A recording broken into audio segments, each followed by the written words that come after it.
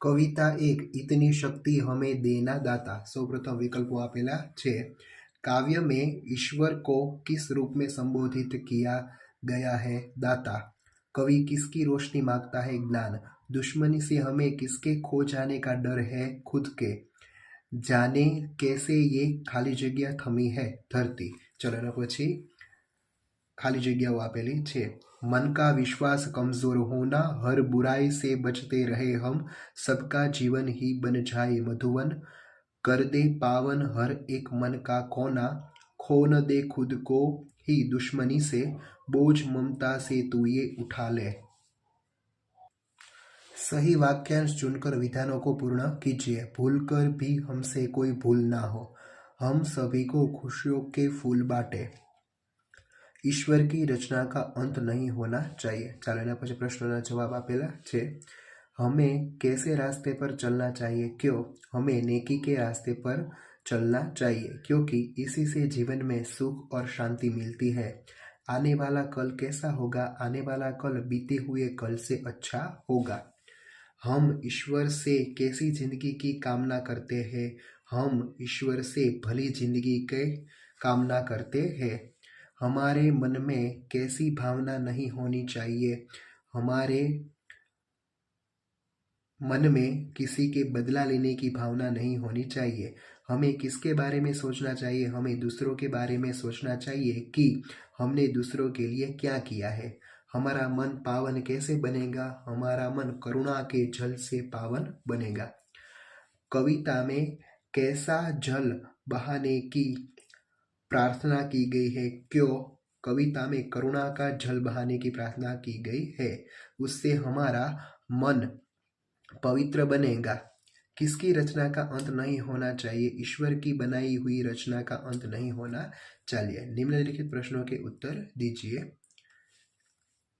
मन का विश्वास कमजोर होना, ऐसा कवि ने क्यों कहते हैं? लोग भगवान की शक्ति पर विश्वास करते हैं। वे मानते हैं कि भगवान दयालु है, सबका रक्षक है। आज दुनिया में अत्याचार और बुराई बढ़ते जा रहे हैं। कवि भगवान से प्रार्थना करते हैं कि ऐसे समय में वे अपनी शक्ति का परिचय दे ताकि लोगों का विश्वास कम ना हो। धरती पर हर तरफ क्या है? क्यों है? धरती पर हर तरफ जुल्म और बेबसी है। हर आदमी डरा डरा सा है। कोई ऐसी शक्ति दिखाई नहीं देती जो अत्याचारियों का सामना करे और उन्हें लोगों को सताने से रोके। हम जगत में क्या अर्पण करना चाहते हैं? क्यों? हम जगत में सुख, शांति और मैत्री भाव अर्पण करना चाहते हैं क्योंकि आज जगत में बुराइयां बढ़ रही है, जीवन में सुख शांति का अभाव है, लोग एक दूसरे से बदला लेने के लिए तत्पर है। इसलिए इस अशांत और दुखी जगत को हम सुख, शांति और मैत्री अर्पण करना चाहते हैं। हम सभी को क्या बांटना चाहते हैं? क्यों? हम सभी को खुशियों के फूल बांटना चाहते हैं क्योंकि अपने आसपास के लोगों को सुखी बनाना हमारा कर्तव्य है। उसके जीवन में कांटे होंगे तो उन कांटों की चुभन हम भी महसूस करेंगे। इस दर्द से बचने के लिए हम उन सबको खुशियाँ के फूल बांटेंगे। सबका जीवन ही बन जाए मधुवन का भावार्थ क्या है? मधुवन का अर्थ है वह बगीचा जिसमें सुंदर और खुशबूदार फूल खिले हो। हम सबको खुशियों के फूल बांटने चाहिए जिससे उसका मन प्रसन्नता से भर जाएगा। वे आनंद और उल्लास का अनुभव करेंगे। इस प्रकार उसका जीवन सुखी बन जाएगा। चलो एना पछी खाली जग्याओ आपेली छे। राधा पढ़ने में तेज है लेकिन खेल में नहीं।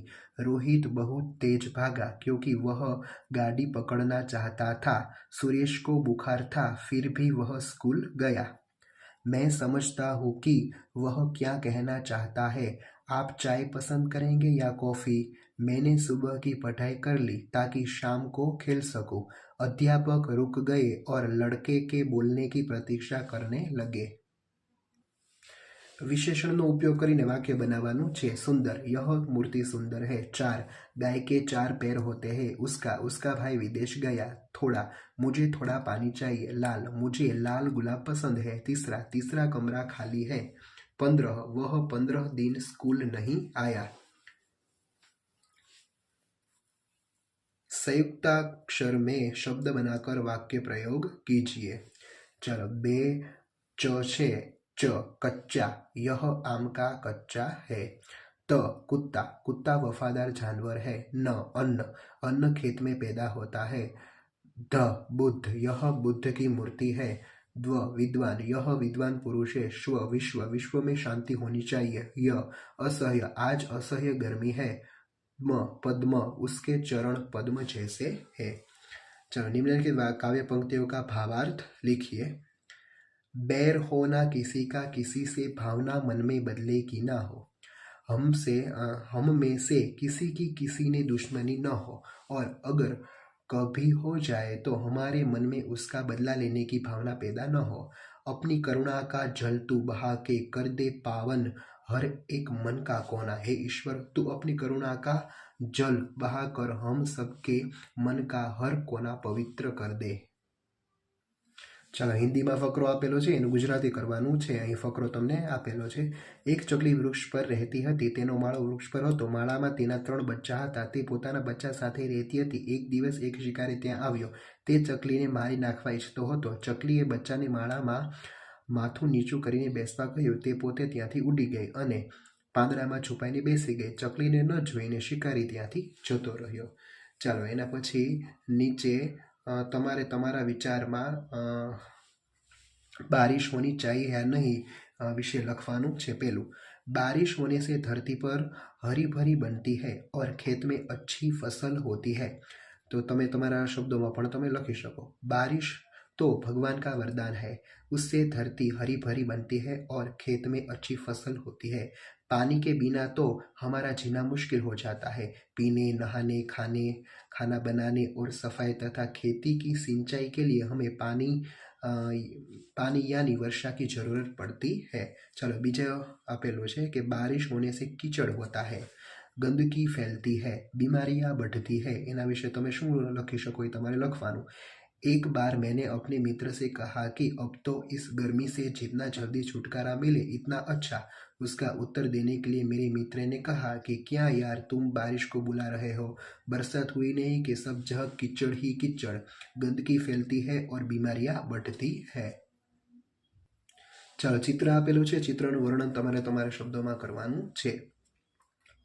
इस चित्र में समुद्र के तट का दृश्य दिखाया गया है। समुद्र में एक नाव है जिसके पाल पर ध्वजा फहर रही है। एक लड़का तैर रहा है, एक लड़का गेंद से खेल रहा है, उसके पास एक महिला खड़ी है। तट पर एक लड़का पतंग उड़ा रहा है, एक लड़की हाथ में थैली लिए घूम रही है, 2 लड़के रेत में घरौंदे बना रहे हैं, एक गुब्बारे वाला खड़ा है, एक लड़की गुब्बारे में हवा भर रही है, एक आइसक्रीम वाला खड़ा है, पास में नारियल का 2 पेड़ दिखाई दे रहे हैं। चलो पीछे प्रवृत्ति आपेली है कि भगवान को कोई दीनबंधु कहता है, कोई दया सागर कहता है। भगवान के ऐसे 5 नाम लिखिए, संकट मोचन, तारनहार, गरीब नवाज, दीनानाथ और खटखटवासी। चलो इस कविता जैसी किसी अन्य प्रार्थना की कुछ पंक्तियां लिखिए। मैं उन्मत्त प्रेम की लोभिन हृदय दिखाने आई हूँ, जो कुछ है बस यही पास है, इसे चढ़ाने आई हूँ। અહીં તમારું આ કવિતા પૂરી થાય છે। Thank you.